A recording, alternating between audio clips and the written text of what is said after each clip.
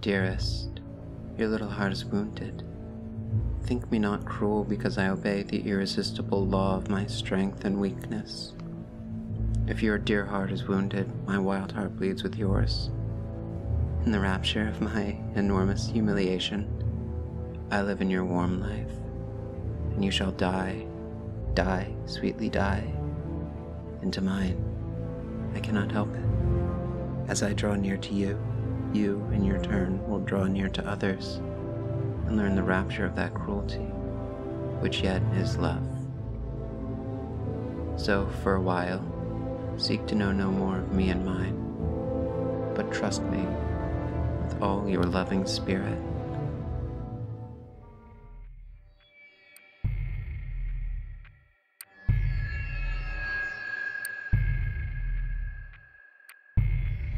My name is Allie. 2 weeks ago, my cousin and co-host Adam disappeared under mysterious circumstances. And now the only way to find him again is by solving the mysteries of the monster world.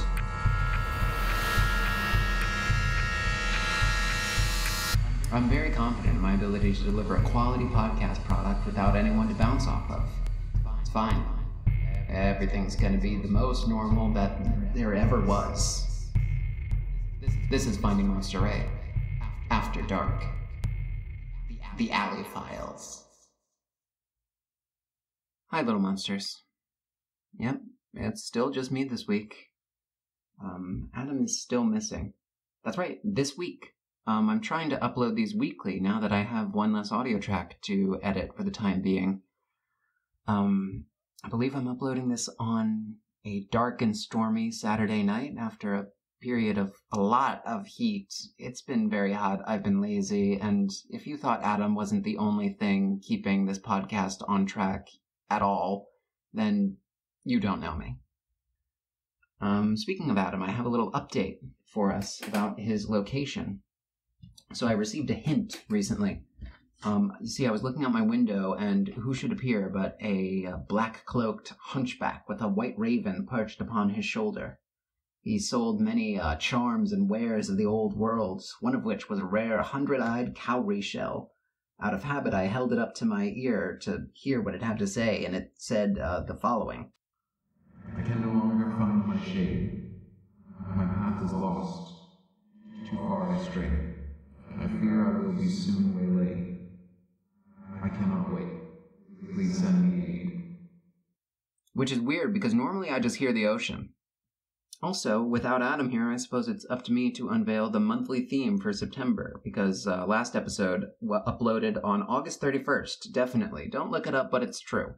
So, I generated these themes for the 12 months of 2023 based on fanfiction tags at the beginning of this year. So this month's theme is Dumb Sub Undertones, which... I mean, okay, well, we can't really make use of that with you here, Adam, so I... Oh,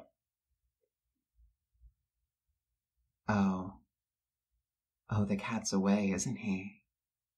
It's just you and me. It was like the ardor of a lover. It embarrassed me. It was hateful and yet overpowering, and with gloating eyes she drew me to her, and her hot lips traveled along my cheek in kisses, and she would whisper, almost in sobs, "You are mine. You shall be mine. You and I are one forever." Then she had thrown herself back in her chair with her small hands over her eyes, leaving me trembling. "Are we related?" I used to ask. "What can you mean by all this?" "All right, fine, I've had my fun. But let this be a lesson to you, Joseph. Listen to this podcast with headphones." God, I hope one of you is named Joseph. That would be so funny. You know who is named Joseph? Joseph Sheridan Le Fanu, who in 1872 penned the novella Carmilla, a pre-Dracula vampire novel that in fact inspired Bram Stoker's Dracula quite a bit, in a few ways, which we may get into in a second here. My particular copy is a small black and red book that Adam actually got for me in Paris at the Shakespeare and Company bookshop. It's honestly one of the most Allie things that I own, come to think of it. And Adam got this book for me because over the quarantine rather, I devoured the Carmilla web series, which I want to get into that right away, but first I want to ask the question of this week, which is it's a question that I feel everybody has asked about something at some point or another.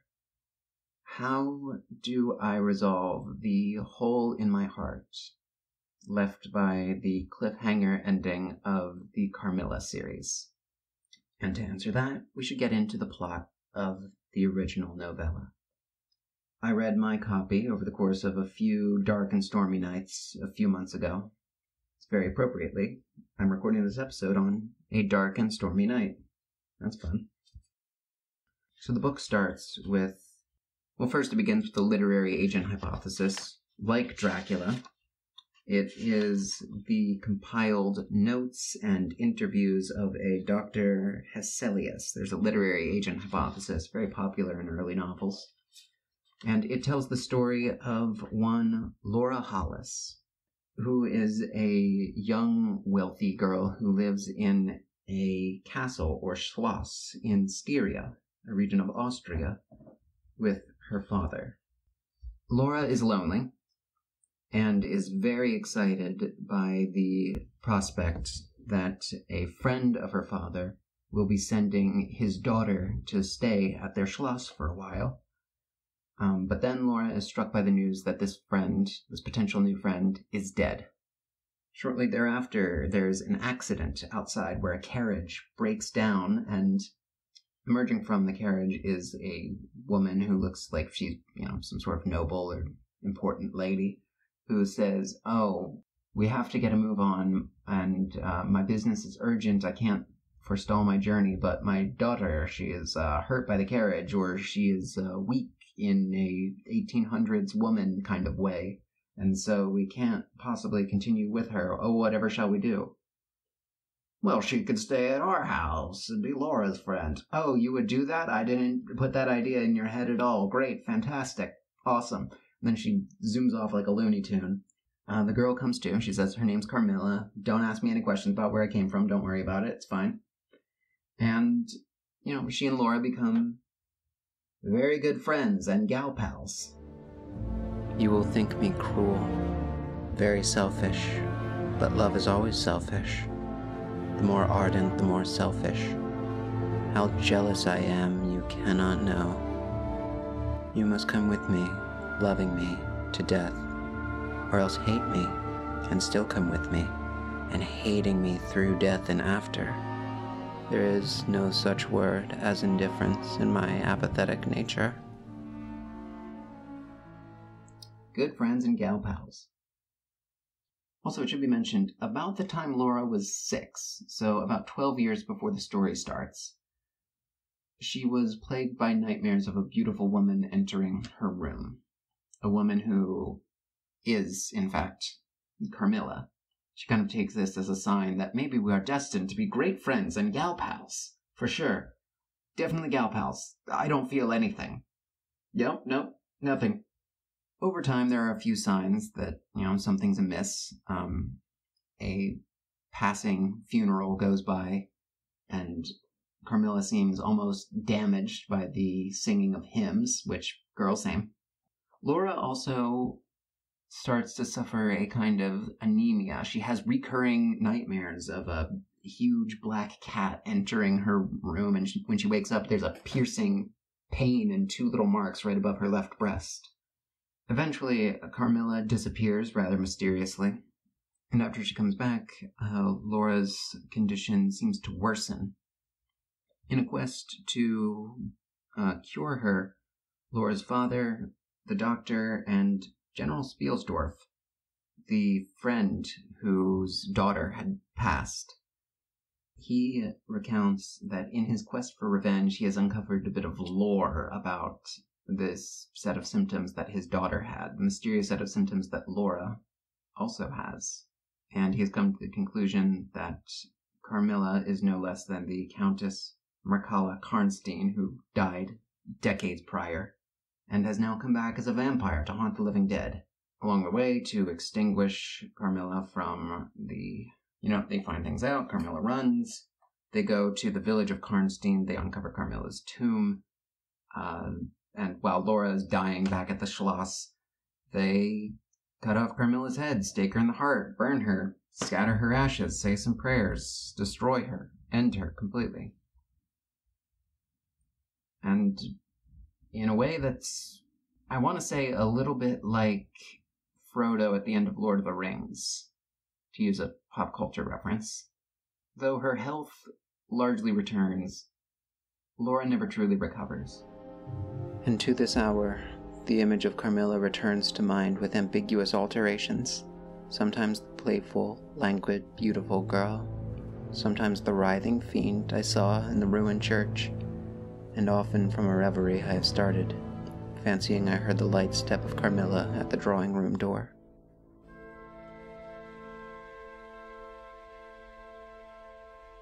Well, that's the novella. It's got its strengths, it's got its weaknesses, but for the better part, that's it. Now, there are some similarities to be found here with Bram Stoker's later book from 26 years later, Dracula. The literary agent hypothesis, as we talked about. The symptoms of vampirism are almost identical. The character of Baron Vordenberg bears a lot of similarities to the later Abraham Van Helsing. The physical descriptions of Carmilla and Lucy in Dracula are very similar. And in fact, Bram Stoker wrote a sort of prologue to Dracula, it's thought, or at least a short story called Dracula's Guest that actually takes place in Styria and features a female countess vampire. So the inspiration is obvious. Nonetheless, Dracula, of course, proved to be the thing that started the whole vampire idea in popular culture. I think no small part because of the fact that it was a universal horror movie in 1931. I actually watched this recently, not for this episode of the podcast, just kind of extracurricularly. And it is, I think, certainly the best of the universal horror movies that I've seen thus far. And it was followed by a movie not quite as good in 1936 called Dracula's Daughter. Her soft cheek was glowing against mine. "Darling, darling," she murmured, "I live in you, and you would die for me. I love you so." Now, I watched this movie for this episode because I counted it as one of the first adaptations of Carmilla, because that's what Wikipedia led me to believe. And in truth, the similarities are, number one, lesbian, number two, vampire. That's about it. The character's not even called Carmilla. Her name is Countess Maria Zaleska. And she is subservient to Dracula. She's Dracula's daughter. Dracula, at some point, turned her, I suppose. She takes Dracula's body and destroys it in a ritual fire, which is more than Van Helsing did, so that's good to know. But she thinks that this will cure her of the curse of vampirism. And it's truly insane, because every single man in this movie has a higher status than her. Bizarrely chauvinistic film. And it definitely has lesbian overtones that are portrayed as analogous to vampirism. It's a compulsion that needs to be cured through hypnosis, of course. The finest in 1930s medical science, hypnosis. And, this doesn't work. Eventually she dies because it's a vampire movie, and that's legally what has to happen. And then you say a prayer, and then two white people have to get married and talk about having babies. And that's how movies used to end back in the day. Now, that compulsion that Maria Zaleska very Catholically, in this Hays Code era film, struggles against, the book Carmilla almost seems to embrace it, or at least treat it as an inevitability. However, the book also portrays Carmilla's interest in Laura as being perhaps not entirely supernatural, not entirely just a monstrous thirst, but at least born of a natural human emotion. maybe it is a natural human emotion. The movie does not leave that door open, and neither do most subsequent adaptations, including 1970's The Vampire Lovers, the first of the Hammer horror film Karnstein trilogy. I have been in love with no one, and never shall, she whispered, unless it should be with you. How beautiful she looked in the moonlight. This film is a lot more adherent to the plot of the book.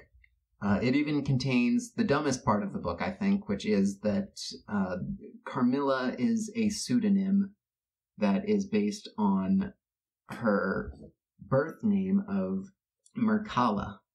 And General Spielsdorf talks about how, when my daughter was sick, we had a beautiful house guest whose name was Malarka. And it just keeps going. And I'm like, Malarka? Carm, sweetie, that's not a name. Like, just say your name is Rachel or some shit. Like, anyway, The Vampire Lovers. Who plays General Spielsdorf in this is, Peter Cushing. Governor Tuck! I recognized your foul stench when I was brought on board. Charming to the last. He also talks to Kate O'Mara, who plays the Ronnie in Doctor Who. So we are one Star Trek villain away from a hat trick in this movie. I looked it up. No luck, unfortunately. The Vampire Lovers also changes a lot of character names. It gives the minor characters a little more to do.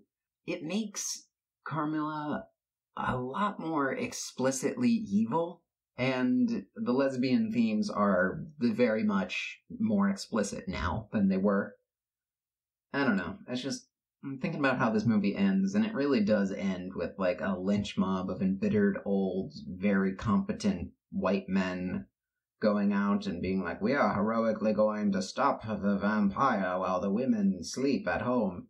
And then they do, and then they kill Carmilla, and then they say a little prayer about Jesus Christ and all his great works. And then the only gay characters in the movie all die while they talk about the love of Christ. That's a fucking movie. Yep.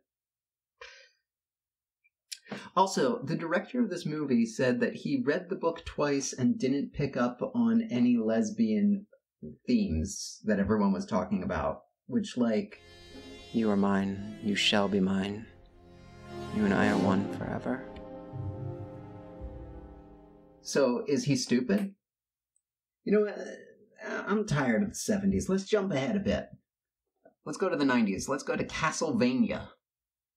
So, Castlevania is a video game franchise, a very well-known video game franchise that, I never played. I'm not really a video games kind of person, but it has a lot of different vampires and monsters from mythology in it that you can fight, and one of them is, of course, our dear Carmilla, who in this game is a loyal kind of general of Dracula's.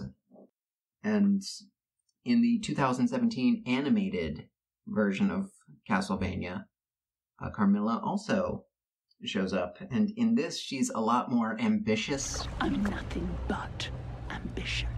She kind of very quickly ends up betraying Dracula and kind of going her own way with everything. She has a lot of bordering on misandry about male vampires and humans alike, and how, a lot of old, stupid men stand between her and domination of the entire world because the world is hers to take. And that's all well and good. I like this character, and honestly, all of the bullshit she says sounds exactly like how I sound when I'm alone. But, I don't know, it's just not Carmilla. The similarities between this character and Carmilla are, number 1, named Carmilla, number 2, a vampire, number 3, from Styria. I mean, for God's sake, she's not even a lesbian. I'm not saying sexuality should define a person or even a fictional character, but, like, come on. Well, in any case, this is an in-name adaptation only, which, hey, if we're talking about the perfect Carmilla adaptation, maybe this is an ingredient we want to keep on our shelf. Anyway, finally, I think it's time to talk about the series. Buckle up, Creampuffs. I remember everything about it. with an effort. I see it all, as divers see what is going on above them, through a medium, dense, rippling, but transparent. So, Carmilla the series is essentially an alternate universe fan fiction. It is a modernized retelling of the story. There's a lot of cute references and stuff to the story itself and a lot of other Le Fanu works. For example, it takes place at Silas University, which is a reference to Le Fanu's most famous full novel, Uncle Silas. Laura is a web journalism student whose roommate mysteriously disappears. Sounds kind of familiar. And she starts uncovering the mystery of what's happening to a series of girls disappearing on campus and who should move in meanwhile, but... Excuse me, but who the hell are you? Carmilla. I'm your new roommate, sweetheart. I won't give away too much about the plot, but ultimately, come for good lesbian representation, stay for the plot, which honestly gets very twisty and turny and involves a lot of Cthulhu mythos and Sumerian mythology in a fascinating way.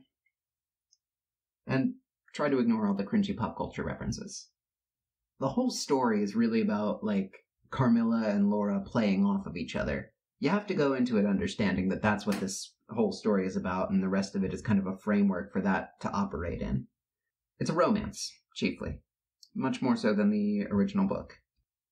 The series has its strengths, but it's also deeply flawed. It's trying to be Buffy, the eyes are bigger than the budget, and clearly they have a lot of fantastical ideas for crazy fantasy things that should be happening, but they don't have the budget to allow that. It is thoroughly not only of a time, but of a very specific subculture, and that subculture is pre-DashCon theater kid, I want to say. And the pop culture references are cringy. The whole thing is carried by a romance between two characters, and it is my favorite piece of media of any sort of all time, ever, bar none. Now, one thing that I wish it just had a little bit more of, and this is, I think, rather intentional, rather than something they were ignorant of. It was just something they were avoiding. But it takes place seemingly in a world where homosexuality is a non-issue. And it's nice to see a world like that, but it's just so alien. The only sign of institutionalized bigotry at all is that most of the characters have a bit of a weird time adjusting to La Fontaine's non-binary pronouns and gender identity. And look, a lot of the queer experience and queer culture is, while ultimately defined by love, is informed by an ongoing history of strife and enabled by an ongoing history of struggle. To not depict that feels... I don't trust it. It feels a little bit fake. Love is love, but love will have its sacrifices. And the most recent adaptation I have on this list does not have that problem. 2019's Carmilla. You are afraid to die? Yes, everyone is. But to die as lovers may, to die together, so that they may live together.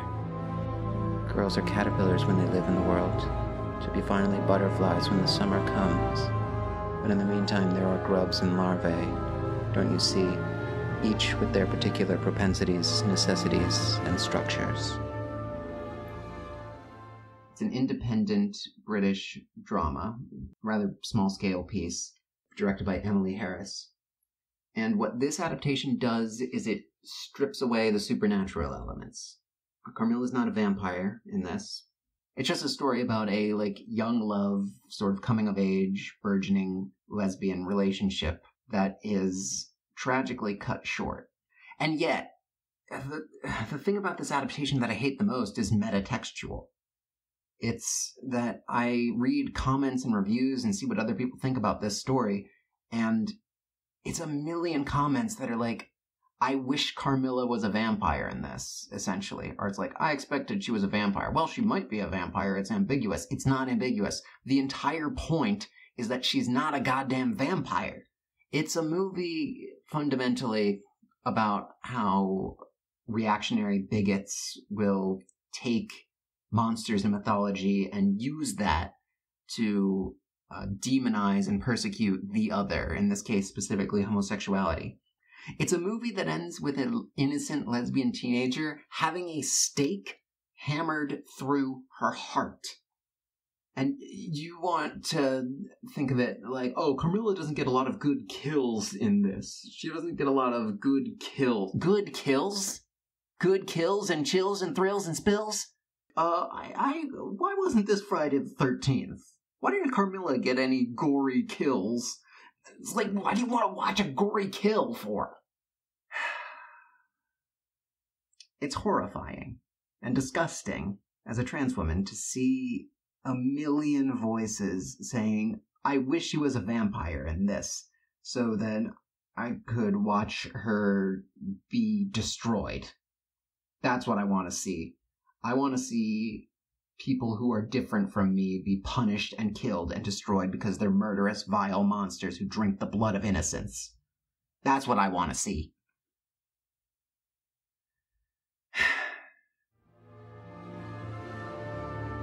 Thus fortified, I might take my rest in peace, but dreams come through stone walls, light up dark rooms, or darken light ones, and their persons make their exits and their entrances as they please, and laugh at locksmiths.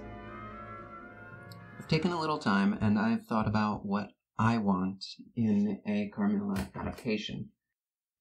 So, I guess my point of the Carmilla 2019 adaptation is, what is the point of just a movie where you don't sympathize with the vampire? At least a little bit, but like, what message is it sending?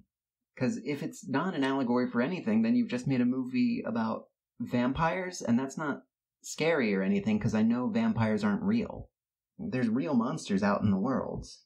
And what Carmilla 2019 does well is that it's, the villains are the ones going like, I think vampires are real, I'm going to use vampires as a tool to persecute people. And then the real life commenters act exactly like the villains in the movie. So that's terrifying. What the 2019 adaptation does poorly, in my estimation, is that it is very barrier gaze. I mean, yeah, there's no way around it. It's not a feel-good film. Honestly, we are all a little tired of the barrier gaze trope. What Carmilla the series does well, I don't want to portray a picture of the series as it being too saccharine, It raises the stakes. It just doesn't plunge them into the characters' hearts quite so often, but it does raise them. There's stakes for the characters that is largely unrelated to, a real-world queer experience. It's just a story about queer characters that has personal stakes very highly, very well done. It's just, not the theme, not the idea they were looking at. Just representation, good and simple and straightforward. And that's not something to be vilified. I hope I didn't give that impression. In my adaptation, though, I do want to sink my teeth a little more into the metaphor. That's a vampire. So, first, I should ask about the medium, and I think, just for the purpose of keeping this podcast episode under 2 hours, let's just stick with film as an adaptation.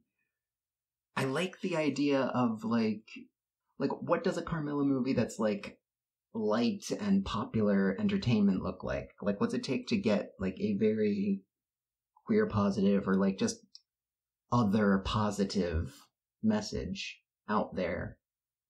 And I think the solution might be kind of like Marvel-style pop cinema, I'm going to call it. Your Marvels, your Fast and Furious, your any superhero movie, I feel like making it popular makes it accessible. And I think we want accessibility. And moreover, I want Carmilla to be as big as Dracula. The daunting prospect there is that Dracula's been in movies for 100 years. more than 100 years at this point. Last I think, fall or something, we did Nosferatu, and that movie's an adaptation of Dracula that was 100 years old at the time. And then I was like, how do you stand up to a century of film? And then I was like, how do you stand up to a century? I like the parts of Castlevania and Dracula's Daughter where we saw Dracula and Carmilla interacting. What if the movie actually is basically just Carmilla versus Dracula? Except, maybe it'll be called something that's a little less like B-movie, a little more like Love Will Have Its Sacrifices or No Sacrifice Without Blood. Any one of these banger quotes that I've been dropping throughout the episode, really.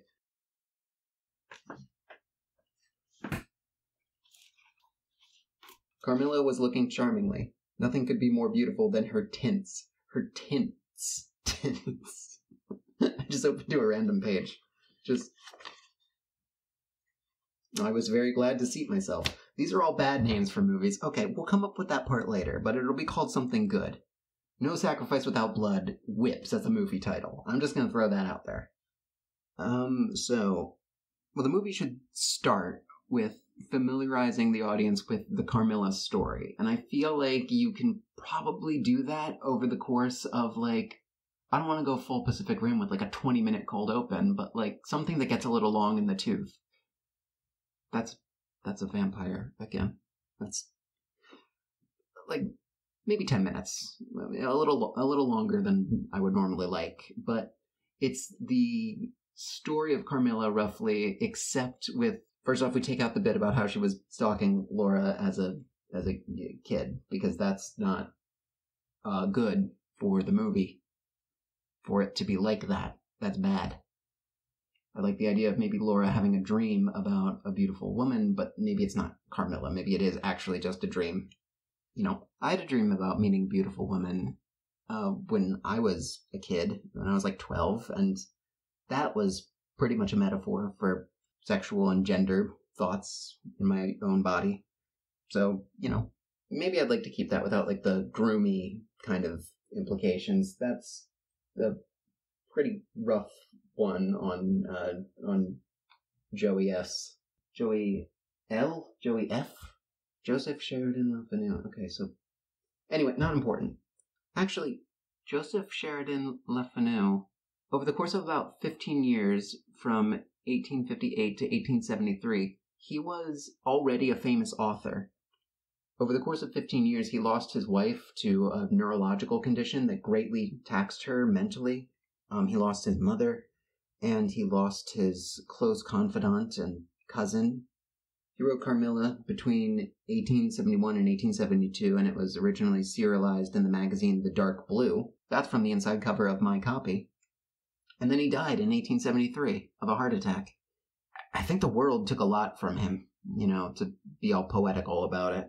But the crucial change that I'm making to the Carmilla story is, of course, a desperately sick and weakened Laura just pulls herself out of her bed and pursues the party of vampire slayers, including her father, to the village of Karnstein, and is no, stop, don't do that, and prevents Carmilla's execution.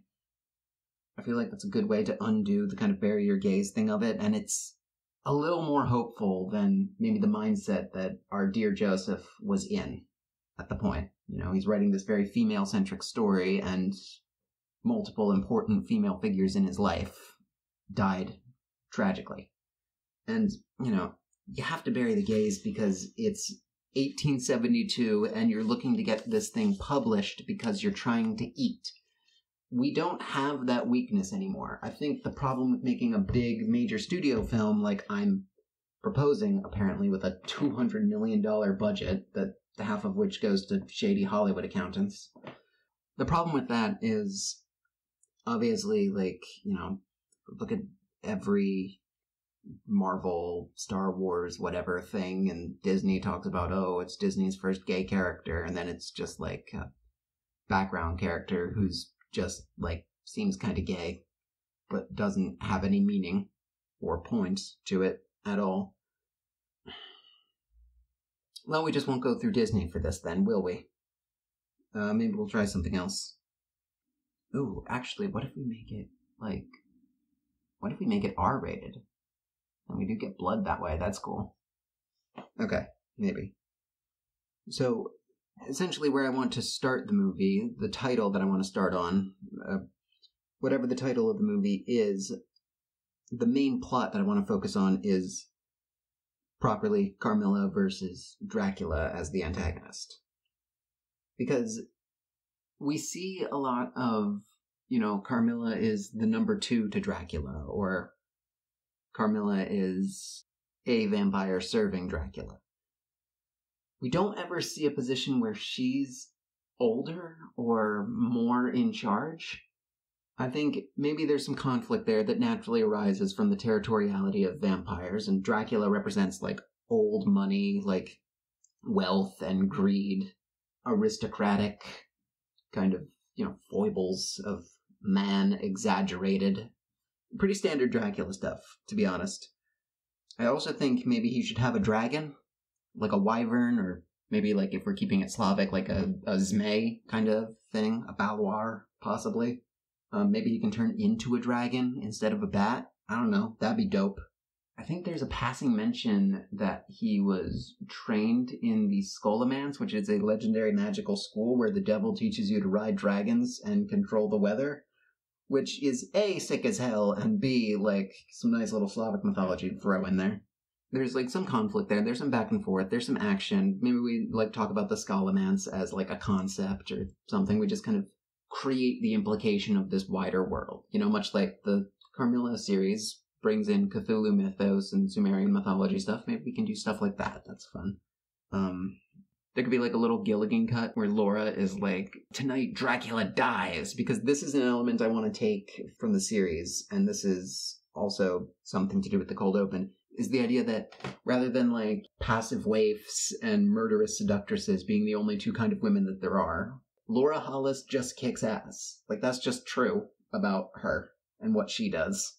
So I think she's all, gung-ho about it, today Dracula dies. And then Carmilla's we can't just kill Dracula. It's just a Gilligan cut of, what, why? Because if we kill Dracula, then everybody who Dracula ever turned into a vampire also dies. And, some of those are people like me. Is that fair? No. Because, surely there's some good vampires in Dracula's, lineage. It's not, the metaphor for being a rich person is not 1 for 1. You can be turned into a vampire involuntarily. I think being turned rich involuntarily, I don't know what that metaphor is. It doesn't really hold up 100%. You gotta treat it delicately. I think maybe this conflict, this little back and forth, might also involve Dracula discovering Carmilla being a lesbian. I feel like she was not, on his radar. She was a commoner vampire, essentially. She is not of any particular noble lineage. It's just she got bit by somebody who got bit by somebody who got bit by somebody who was, I don't know, a bat, maybe, or something. I'm making this up. We'll game it out later. We don't have to do it right now. But I think Dracula makes her an offer of such a shame that your little preferences are so maligned in this world. Join me and we could fix that. You and I make a world where you and your little pet are free to do as you wish. 'Cause if someone as obviously evil as Count fucking Dracula offers me the chance, hey, let's make the world super evil, but also, gay friendly, I don't know if I would, could, or should say yes or no. I feel like Carmilla would be all I need time to think about it, and Dracula would be all take all the time you need. I have eternity. What's the solution here? Because, you can't kill Dracula, but you do need Carmilla or Dracula to win. And Dracula can't win and just kill Carmilla and Laura, because that's gay-burying and that sucks. What if Laura comes up with the idea of, what if you just drink him? if you drink Dracula, the metaphor holds up, because, like, if you just, like, take a billionaire's wealth, that's, like, seizing power, that's seizing the means of production. So if you drink Dracula, you become the sire of all of Dracula's lineage. So you eliminate him without wiping out everybody beneath him. And in fact, if anybody, like, starts to give you shit, you can just be like, you know, little mind control doodads, because that's what Dracula does. In Vampire the Masquerade, this would be called diablerie. So we do a little diablerie, and we drink somebody's blood, and we take all of them. I believe in Vampire the Masquerade canon, though, if you kill the sire vampire, all the subsequent vampires don't die. That doesn't happen. I like it as a mechanic. It's sometimes used for cheap effect, but it's kind of fun here, because it makes, you know, it follows the Brandon Sanderson, what's that guy's name? I don't know, but he's got these laws about world building where, like, if you introduce magic into something, like, magic that creates problems is more interesting than magic that creates solutions. So the idea of, if you kill the head vampire, all the other vampires die, it's more fun to use that in a way that creates a problem rather than a solution. What are some other things that we want to bring in from the series? I feel like La Fontaine should still be non-binary. La Fontaine is the best character, maybe in anything. I love all the characters in the series, but Laugh is just all, like, super, like, science hero-y in a way, in a very accurate characterization of a bio student. And every time I go to one of these adaptations that says, like, yeah, Mademoiselle La Fontaine, I'm like, gross. Don't misgender Laugh like that. And, like, they're not, because it's a different character, but still, it's in my head, and why not just keep it? Another thing I want to do is, we can't just have everything be all, like, sunshine lollipops between Laura and Carm, right? Because, like, that's not good relationship writing. On the series, it's kind of like Laura expects Carmilla to be, like, the heroic CW, Twilighty, like, heroic vampire now. Like, a vampire for the good guys. And Carmilla's like, I have to drink blood, Laura. I'm a fucking monster vampire. Like, I can't be suddenly, like, Joan of Arc. You know? That's not me. That's not who I am. Why do I have to change for you? And if you just seize a billionaire's assets and, like, wealth and power and everything, then it's just, you've just made yourself the problem. You haven't gotten rid of the problem, have you? Maybe that's it. Maybe it's still in Carmilla's nature to take power. Like, it's still ambition, right? Bring in a little Castlevania. It's still in Carmilla's nature to be the scorpion to humanity's frog. And Laura's like, I thought we were doing this to be heroes and stuff. And this is how, you know, leftists break apart in real life. This is how the revolution always fails, right? Is that somebody gets power and is like, I am no longer baby, I want power. And then, like, I feel like Carmilla starts down a path in, like, Act 2 or 3, or, like, the midpoint of the story. I don't want to strictly stick to a Campbellian thing here, because Joseph Campbell was a Nazi sympathizer and he sucks. You know, sometimes we don't save the cat, right?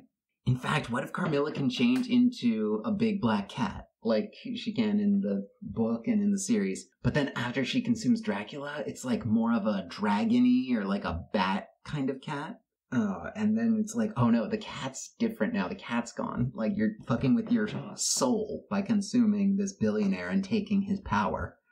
Maybe Dracula is literally a billionaire. Also, I don't know how much, like, gold coins or whatever the shit they used back in the 1800s is worth, man. Maybe it's billions of something. Who knows? Am I a billionaire in sense? No.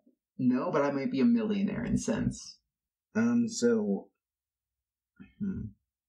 one problem that never gets brought up in the series is that if Laura and Carmilla get together and then Carmilla's a vampire for like eternity, Laura will eventually die. And not a lot of Lauras go down the route of, like, the modern vampire romance trope of, like, and then he turned me into a vampire, and now it's all good, and it's like Twilight or, like, Queen of the Damned or something like that. Maybe, like, Carmilla wants to turn Laura or something. She probably does. And then, like, Carmilla becomes, like, kind of a second-half villain. The villain of the movie isn't just, like, it's Count Dracula or, like, it's Carmilla. It doesn't matter who it is. Inherently having that much power is bad. It's bad that that much power exists out in the world. Carmilla also, if she's a vampire, like, she might be, like, 300 years old. I think she is still younger than Dracula, because, like, I feel like Laura has to be, like, you know, late teens, early 20s, conveniently over the age of majority. Let's not get fucking weird about it. I feel like Carmilla has to be embraced at roughly the same age, so she is that age forever. I do want to explore the idea that, like, whatever age you get turned at, you're kind of that age forever. Like, if Dracula gets turned at age 25, then, like, I'm more mature than Count Dracula, who is 500 years older than me because I'm 28. You know? And we all know that 28-year-olds are vastly more important and intellectual than 25-year-olds. There's a world of difference. But you get my meaning. Maybe Laura doesn't want to be a vampire, but Carmilla really, really, really, really, really wants to turn her into one. And I don't know what this situation turns into, but, like, what if it's just some, like, teeny, like, YA bullshit, like, Laura just, oh shit, what if it's, like, a goodbye kiss? Like, I'll never see you again, but I still love you, but, like, you know, you're about to kill me, and I'm about to stake myself if you so much as turn me into a vampire, but I'll give you one last kiss goodbye. And Carmilla's just like, oh my god, I'm being a monster. Fuck this. She kind of has this moment where she, like, the people that we love change us and we change them in turn. So maybe she has this little, like, Laura-like moment of, like, I could just stop. I'm in charge of everybody. I control them. Why am I being such a fucking lunatic and amassing power and stuff? All I want is Laura. I'm being stupid. And so then, like, all the people that Dracula directly turned are like, but then, my lordess, my lordette, who should live in your castle? And then she's just like, you know what? Democratize my resources. Y'all can just have fun all together in the castle. We'll spread my wealth over everything. Like, I'll keep enough for me and Laura to live comfortably, but, like, I'm gonna go be a fucking cottagecore super in charge vampire, and y'all can just kind of rule vampire world by yourselves and do as you will. Try not to be too much of a dick about it. You know, spread the wealth out a bit, democratize it, split up Dracula's empire like he's Alexander the Great. But, my lordess, they don't know the word lady, like, my lordess, that would mean the end of the Dracula empire dynasty, whatever the hell. And it's like, well, do you have a problem with that? Yes. No, you don't. Renfield. I don't have a problem with that. Yep, we're all good here. Thanks, Carmilla. And then, like, they just go off. I like the goodbye kiss thing because it is dramatic. It is kind of cheesy in YA, but, like, that really underlines that Carmilla is, like, roughly around age 20, and that shit works on her. Then maybe it ends with, I feel like there should be some kind of sequel hook there of, like, maybe they decide they're going to go for the Holy Grail or something, or, like, the Fountain of Youth, and try to find a way for Laura to stay forever young without being turned into a vampire, but also Carmilla doesn't have to change, give up that or anything. And it's all like, why do you think the Fountain of Youth is real? And it's like, I ate Dracula. I don't have, my disbelief is permanently suspended now. And then there's a little sequel hook. Maybe there's a sequel hook of something bad happening. Like, I don't know. The coffin with Dracula's blood-drained corpse. And then it's just like, there's a voice overhead that says some kind of dark incantation. And then, like, one hand comes out of the coffin, and then cut to black. And then the end credit song is obviously Bela Lugosi's dead. You know, this was the roughest, sketchiest sketch of a skeleton, of an idea, of a thought, of a screenplay, of a scriptment. But, like, this is the seed of something good. I feel like I have good ideas for this. Steal any of these. Everything I talked about is public domain. Like, go off, kings and queens and other such monarchs. Yeah, go forth and make Carmilla as popular as Dracula. You know, I want to see, like, a world where there's, like, Carmilla on, like, Halloween decorations everywhere. Carmilla on paper plates, Carmilla on baby diapers, because you can get all of those things. I believe my parents dressed me up as a tiny vampire when I was an actual baby. And, like, that tiny vampire costume is clearly based on the universal Dracula costume. Like, I've never seen a baby dressed like Carmilla. You know, if we can do that, if we can popularize it, if we can MCU it, I feel like that's good. I feel like that's good for visibility. It's good for representation. I feel like people want to see strong female-led stories, even if they don't understand that they do. You know, because everybody's some kind of other, whether or not they're facing, you know, particularly overt or particularly damaging discrimination. Everybody's some kind of other. It's not all equivalent, but nobody is the same. That's a good thought to have. I guess that about wraps everything up. Thank you for listening. I'm not going to do plugs. Fuck that.